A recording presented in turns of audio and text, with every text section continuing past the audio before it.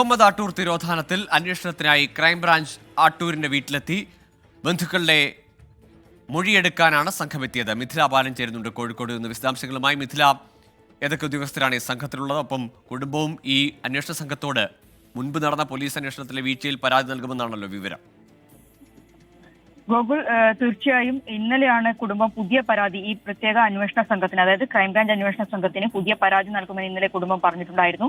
ഈ പരാതിയിൽ പറയുന്ന കാര്യങ്ങൾ എന്നത് ഇതുവരെ പോലീസ് അന്വേഷണത്തിലുണ്ടായിരുന്ന വീഴ്ചകൾ എന്തെല്ലാമാണ് എന്നത് കൃത്യമായി ഈ പരാതിയിൽ നൽകും എന്നായിരുന്നു കുടുംബം ഇന്നലെ വ്യക്തമാക്കിയിട്ടുണ്ടായിരുന്നത്. അല്പസമയം മുമ്പാണ് ക്രൈംബ്രാഞ്ച് ഉദ്യോഗസ്ഥർ ഈ മാമിയുടെ ആട്ടൂരിന്റെ വെള്ളിമാട് കുന്നിലെ വീട്ടിലെത്തിയിട്ടുള്ളത്. ഇപ്പോൾ മൊഴിയെടുക്കുന്നത് ആരംഭിച്ചിട്ടുണ്ട്. നമുക്കറിയാം, ഈ കേസിന്റെ ആദ്യഘട്ടം മുതൽ തന്നെ കുടുംബം ഉന്നയിച്ച ഒരു ആരോപണം എന്നത് ഈ കേസ് കൃത്യമായി അന്വേഷണം നടന്നില്ല.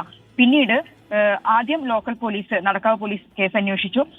പിന്നീട് പ്രത്യേക അന്വേഷണ സംഘം വന്നു. അതിനുശേഷമായിരുന്നു കഴിഞ്ഞ ദിവസം PV അൻവർ വാർത്താ സമ്മേളനത്തിൽ ഇത്തരത്തിൽ മാമിയുടെ തിരോധാനത്തിൽ MR അജിത് കുമാറിന് പങ്കുണ്ട് എന്നതുൾപ്പെടെയുള്ള കാര്യങ്ങളിലേക്ക് പോയത്.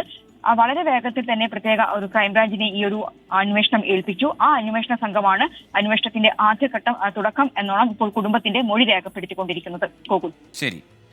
ക്രൈംബ്രാഞ്ചിന്റെ പ്രത്യേക അന്വേഷണ സംഘമാണ് മുഹമ്മദ് ആട്ടൂർ തിരോധാന കേസിൽ ഇപ്പോൾ കുടുംബത്തിന്റെ മൊഴിയെടുക്കുന്നത്.